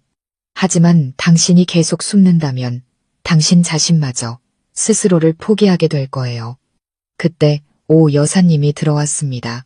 그녀는 뜨거운 죽 그릇을 손에 꼭 쥔 채 떨리는 목소리로 말했습니다. 민준아, 엄마가 미안하다. 엄마가 정말 잘못했어. 이젠 너한테 강요 안 할게. 그냥 네가 살기만 하면 엄마는 그걸로 좋게. 방 안은 순식간에 눈물로 가득 찼습니다. 민준 씨는 감정을 억누르려 고개를 돌렸지만 저는 그가 수년간 마음을 짓누르던 돌덩이들을 서서히 내려놓고 있다는 것을 알았습니다. 그날 저는 해가 질 무렵 병원을 나섰습니다. 진우 씨가 안부를 묻는 전화를 걸어왔습니다. 저는 모든 일을 이야기했습니다. 그는 잠시 말을 잃더니 말했습니다. 네가 다시 돌아갈 줄은 몰랐어. 저는 옅게 웃었습니다. 다시 돌아간 건 무언가를 붙잡기 위해서가 아니라 품이 있는 끝을 맺기 위해서예요. 때로는 한 사람을 놓아주는 것이 떠나기 위해서가 아니라 그 사람이 마지막으로 일어설 기회를 주기 위한 것일 때도 있으니까요. 전화기 저편에서 진우 씨가 안도의 한숨을 쉬는 소리가 들렸습니다. 그리고 그가 물었습니다. 그럼 이제 나와 함께 걸어갈래? 과거를 잊기 위해서가 아니라 이번에는 가장 진실한 것들로부터 다시 시작하기 위해서. 저는 바로 대답하지 않았습니다. 서울의 밤하늘을 올려다보았습니다. 반짝이는 불빛들이 마치 잠든 슬픔처럼 보였습니다. 그리고 그 순간 저는 중요한 결정을 내리게 될 것임을 알았습니다. 저는 진우 씨의 질문에 오랫동안 침묵했습니다. 전화기 저편에서 그는 재촉하지도 다시 묻지도 않고 마치 제 숨소리 하나하나를 존중하는 듯 조용히 기다려주었습니다. 마침내 제가 부드러운 목소리로 말했습니다. 시간을 조금만 더 줘요. 오래 걸리진 않을 거예요. 단지 내가 가고 싶어서 가는 거지. 대체할 사람이 필요해서 가는 게 아니라는 확신이 필요해요. 진우 씨가 나지막이 대답했습니다. 기다릴게요. 짧은 세 마디였지만 제 마음이 이상하게 따뜻해졌습니다. 소란스럽지도 화려한 사랑의 말이 아니었지만 제 인생을 스쳐 지나갔던 다른 사람들처럼 조급해하지 않고 묵묵히 끈기 있게 서 있어줄 한 사람이 있다는 느낌이었습니다. 그 후 며칠 동안 저는 자발적으로 병원에 민준 씨를 더 자주 찾아갔습니다. 부부의 의무 때문이 아니라 인간적인 정 때문에, 제가 그의 인생의 일부였기 때문에, 그리고 무엇보다도 그를 진심으로 안타까워했기 때문입니다. 저는 친구로서 그를 돌봐주었습니다. 죽 그릇을 치워주고 몇 마디 대화를 나누고 단순하고 가벼운 이야기들을 들려주었습니다. 민준 씨는 예전처럼 움츠러들지 않았습니다. 웃기 시작했고 비록 아직 어색했지만 진심 어린 웃음이었습니다. 어느 날 그는 제게 작은 나무 상자를 건넸습니다. 평생 간직하려고 했는데 이제는 네가 가지고 있는 게 맞는 것 같아. 제가 열어보니 안에는 우리가 결혼식 때 끼었던 결혼 반지가 들어있었습니다. 제 반지였는데 제가 집을 나간 날부터 그가 계속 보관하고 있었던 겁니다. 아직 가지고 있었어요? 민준 씨는 고개를 끄덕이며 먼 곳을 바라보았습니다. 결혼 생활이 아쉬워서 간직한 게 아니야. 아주 짧은 시간이었지만 내 인생에 겁없이 들어와 준 한 여자가 있었다는 걸 기억하기 위해 간직했어. 그리고 그 사실만으로도 내가 계속 살아갈 가치가 있다고 생각했어. 저는 잠시 멈칫했습니다. 가슴이 먹먹해졌습니다. 사랑 때문이 아니라 그가 마음속에 간직해온 조용한 품위 때문이었습니다. 저는 상자 뚜껑을 닫고 조용히 테이블 위에 올려놓으며 미소 지었습니다. 그럼 제가 안심하고 앞으로 나아갈 수 있도록 정말 잘 살아야 해요. 그는 아무 말 없이 눈가가 촉촉해진 채 조용히 고개를 끄덕였습니다. 저는 시원한 어느 오후 병원을 나섰습니다. 날씨는 맑지도 비가 오지도 않았고 그저 온화한 포옹처럼 부드러웠습니다. 저는 양옆으로 낙엽이 지는 가로수가 늘어선 작은 거리를 따라 걸었습니다. 발밑에서 나무잎이 바삭거리는 소리가 들렸습니다. 문득 아주 오랜만에 이렇게 여유롭게 서두르지도 조급해하지도 무언가로부터 도망치지도 않고 걷고 있다는 사실을 깨달았습니다. 그날 밤 저는 먼저 진우 씨에게 전화를 걸었습니다. 따뜻한 국밥이 먹고 싶은데 이렇게 시원한 날씨에는 누군가와 함께 걸어서 식당에 가면 더 좋을 것 같아요. 그가 전화기 저편에서 웃었습니다. 5분 뒤에 갈게요. 우리는 보도를 따라 걸으며 시시콜콜한 이야기를 나누었고 가끔은 두서없는 이야기에 웃음을 터뜨렸습니다. 진우 씨는 제게 민준 씨에 대해 묻지도 감정에 대해 말하지도 않았지만 바로 그 침묵이 어떤 위로의 말보다도 저를 편안하게 만들었습니다. 식사 후 진우 씨는 저를 집 앞까지 데려다 주었습니다. 그는 더 이상 아무 말도 하지 않았고 제가 돌아서서 들어가려 할 때 뒤에서 불렀습니다. 서연 씨, 제가 돌아보자 그가 말했습니다. 누군가를 대체하고 싶은 마음은 없어요. 그냥 서연 씨가 정말 필요할 때 곁에 있고 싶을 뿐이에요. 어떤 자격으로든 다 받아들일게요. 저는 몇 초간 멍하니 서 있다가 미소 지었습니다. 대답 없이 집으로 들어갔지만 마음은 이상할 정도로 따뜻했습니다. 그날 밤 저는 민준 씨를 생각하지 않았습니다. 제 자신에 대해 생각했습니다. 수많은 기대를 안고 결혼 생활에 뛰어들었다가 산산조각 나고 다시 일어서서 미래가 어찌 될지 모르면서도 다시 한번 마음을 열 용기를 낸 한 순진했던 여자의 여정에 대해 생각했습니다. 인생이 누구에게나 완벽함을 허락하지는 않지만 만약 진실하게 살고 진실하게 사랑하고 진실하게 품위를 지킨다면 아무리 거센 바람이 불어와도 굳건히 서 있을 수 있다는 것을 저는 알았습니다. 모든 것이 마무리되었다고 그저 조용히 살면서 열심히 일하고 매일 밤 어머니와 대화를 나누고 가끔 진우 씨와 차 한잔하는 것으로 충분하다고 생각했습니다. 하지만 제 마음이 다시 평온을 찾기 시작한 바로 그 순간 민준 씨로부터 온 한 통의 전화가 다시 한번 제 마음을 흔들었습니다. 서연아, 시간 괜찮아. 잠깐 만나고 싶은데 오래 걸리지 않아. 부탁할 게 있어서. 저는 잠시 망설였습니다. 그를 만날 때마다 저는 아직 할 말이 남았다고 느껴 먼저 연락했었습니다. 하지만 이번에는 그가 먼저였고 그의 목소리는 애원하거나 비굴하지 않고 이상할 정도로 진솔하고 차분했습니다. 저는 동의했습니다. 우리는 강가의 작은 식당에서 만났습니다. 결혼 후 그가 처음 저를 데려갔던 곳이었습니다. 그때에 저는 갓 결혼한 남편이 음식을 먹는 모습을 보며 설레던 아내였습니다. 하지만 지금 우리는 이혼한 두 사람으로 결혼 관계는 끝났지만 여전히 진실한 존중을 간직하고 있었습니다. 그가 제 앞에 서류 뭉치를 가볍게 내려놓았습니다. 서연, 민준 장학재단을 공식적으로 설립했어. 아직 작지만 오랫동안 품어왔던 꿈이야. 불분명한 성별로 태어났거나 사회의 기준에 맞지 않게 산다는 이유로 차별받는 불운한 아이들을 돕고 싶어. 저는 할 말을 잃었습니다. 그가 말을 이었습니다. 그리고 네가 이 재단의 법적 후견인이 되어줬으면 해. 저는 깜짝 놀랐습니다. 제가요? 왜 제가요? 민준 씨가 확고한 눈빛으로 조용히 고개를 끄덕였습니다. 내가 두려움 없이 내 인생에 들어왔던 첫 번째이자 아마 유일한 사람이니까 너는 나를 고치려고 하지도 부정하지도 않았어. 그저 나에게 진짜로 살아야 한다고 말해줬지. 바로 너 덕분에 내가 이 일을 할 용기를 낼 수 있었어. 재단 이름에 내 이름이 들어갔으니 적어도 서류상으로는 네가 나와 함께 설 자격이 있어. 저는 정말로 당황했습니다. 심장이 세차게 뛰었습니다. 더 이상 사랑해서가 아니라 이것이 간단한 일이 아니라는 것을 이해했기 때문입니다. 만약 제가 동의한다면 저는 다시 민준 씨의 인생 여정의 일부가 되는 셈이었습니다. 아내는 아니지만 사회 앞에서 아주 큰 것에 대한 책임을 지는 사람으로 그것은 한때 깊은 절망을 겪었던 한 사람의 명예와 열정이 담긴 것이었습니다. 저는 그를 보았습니다.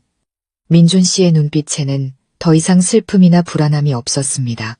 결혼식 날 창가에 앉아 생각에 잠겨있던 그를 처음 봤을 때처럼 평온했습니다. 하지만 이번에는 자신이 누구인지 알고 다른 사람을 위해 살고 싶어하는 민준 씨였습니다. 저는 서류 뭉치를 들고 천천히 말했습니다. 다 읽어볼 시간이 필요해요. 만약 제가 서명한다면 그건 정 때문이 아니라 이 재단의 진정한 가치를 믿기 때문일 거예요. 이해하죠? 그가 미소 지으며 고개를 끄덕였습니다. 그 이상 바라는 건 없어. 저도 예전처럼 어색하지 않게 어깨 웃었습니다. 그의 눈에 더 이상 감정적인 기대나 애원이 없다는 것을 알았기 때문입니다. 그는 정말로 저를 동반자로 생각하고 있었습니다. 더도 말고 덜도 말고 집으로 돌아오는 길에 저는 진우 씨에게 문자를 보냈습니다. 민준 씨가 장학재단 후견인이 되어달라고 했어요.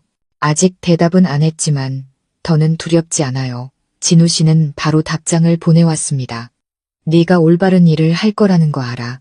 나 여기 있을게. 너보다 앞서가지 않을 거야. 저는 미소 지었습니다. 수많은 고난 끝에 처음으로 저는 더 이상 피할 것이 없는 세상에 살고 있다는 것을 느꼈습니다. 저는 과거를 숨기지 않고 한 남자 곁에 걸어갈 수 있었습니다. 그리고 더 이상 사랑해서가 아니라 진정으로 한 사람으로 산다는 것의 가치를 이해하기에 옛사람이 자신의 삶을 다시 세우는 것을 도울 수 있었습니다.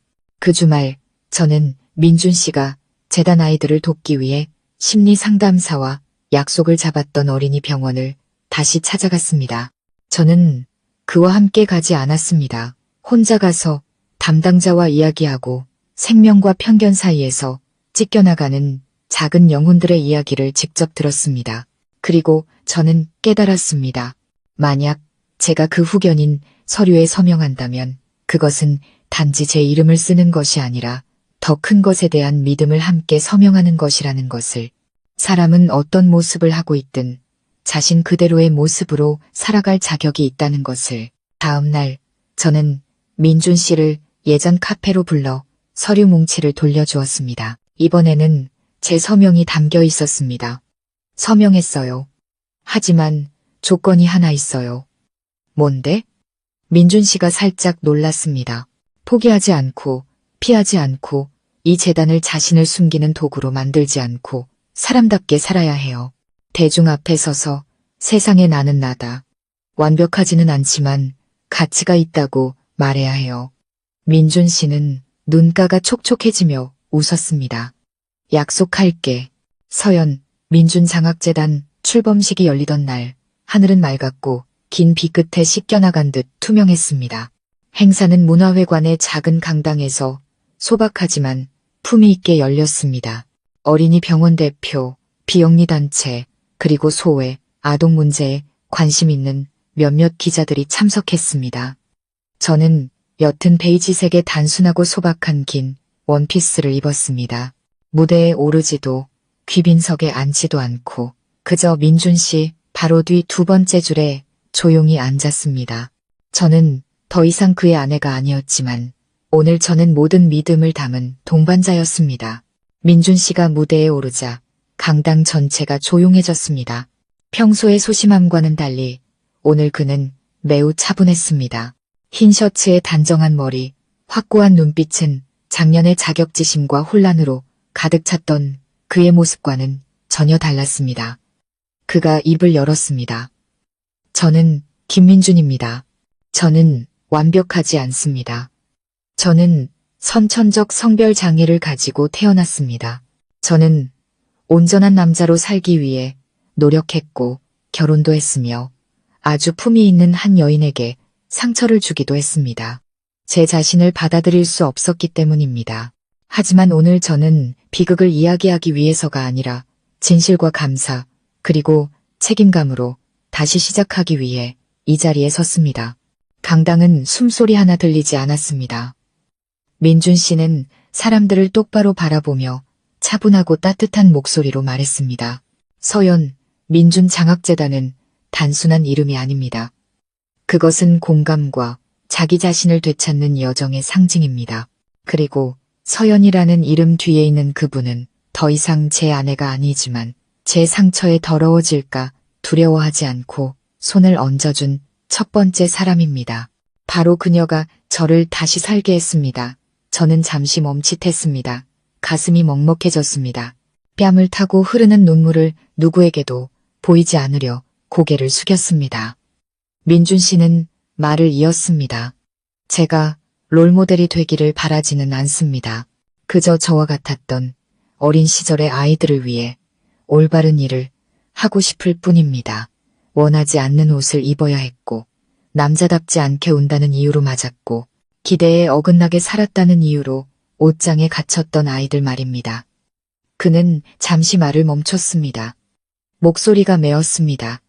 그리고 저는 서연 씨처럼 편견 없는 눈으로 다른 사람을 바라보고 조건 없이 용서하며 떠나가면서도 축복을 빌어줄 수 있는 사람들이 더 많아지기를 바랍니다. 마침내 박수 소리가 터져 나왔습니다. 요란하지는 않았지만 길고 진심 어린 감동적인 박수였습니다. 행사가 끝난 후 저는 밖으로 나와 오래된 나무 아래에 섰습니다. 붉은 꽃이 피 발밑으로 흩날렸습니다. 진우 씨가 멀리서 다가왔습니다. 아무 말 없이 제 옆에 섰습니다. 잠시 후 그가 입을 열었습니다. 아주 아름다운 일을 했어. 제가 그를 돌아보며 부드럽게 웃었습니다. 아니요. 가장 아름다운 일은 민준 씨가 했어요. 저는 그저 뒤에 서 있었을 뿐이에요. 그는 잠시 침묵하다가 손수건을 건넸습니다. 눈물 닦아. 오늘은 웃어야 할 날이잖아. 저는 웃으며 손수건을 받아 눈가를 살짝 닦았습니다. 제가 바람보다 더 가벼워진 거 안 보여요? 진우 씨는 고개를 끄덕이더니 갑자기 물었습니다. 나와 함께 갈 준비 됐어? 저는 잠시 멍하니 있었습니다. 공간이 멈춘 듯했고 바람은 여전히 불고 하늘은 여전히 푸르렀지만 제 심장은 몇 박자 느리게 뛰었습니다. 저는 바로 대답하지 않고 고개를 돌렸다가 조용히 끄덕였습니다. 준비됐어요. 하지만 이번에는 누군가를 잊기 위해서도 외로워서도 아니에요. 제가 진정한 제 자신이 되었기 때문에 가는 거예요. 진우 씨가 제 손을 잡았습니다. 꽉 쥐거나 끌지 않고 그저 요구하거나 강요하지 않는 동반자가 곁에 서는 방식처럼 단지 잡아주었습니다.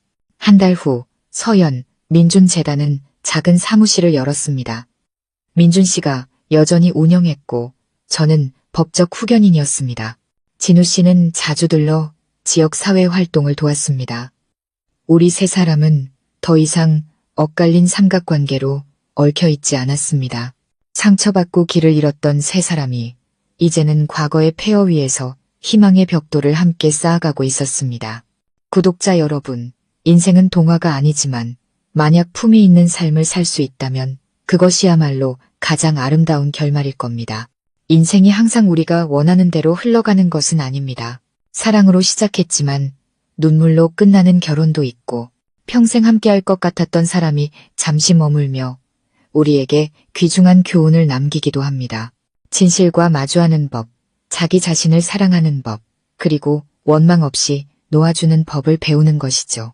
오늘 이야기는 신혼 첫날 밤한 아내의 눈물겨운 여정일 뿐만 아니라 진실하게 사는 것이 인간이 할 수 있는 가장 용감한 일이라는 깊은 깨달음을 줍니다. 그리고 만약 당신이 상처받고 넘어졌다면 당신의 인생을 어떻게 이어나갈지 결정하는 사람은 바로 당신 자신이라는 것을 잊지 마세요. 이 이야기에 공감하셨다면 채널을 구독하고 알림 설정을 눌러 마음을 울리는 영상들을 놓치지 마세요. 그리고 만약 당신이 인생의 갈림길에서 방황하고 있다면 지울 수 없는 상처도 있지만 평온함과 존중하는 마음으로 그 상처와 함께 살아가는 법을 배울 수 있다는 것을 기억하세요.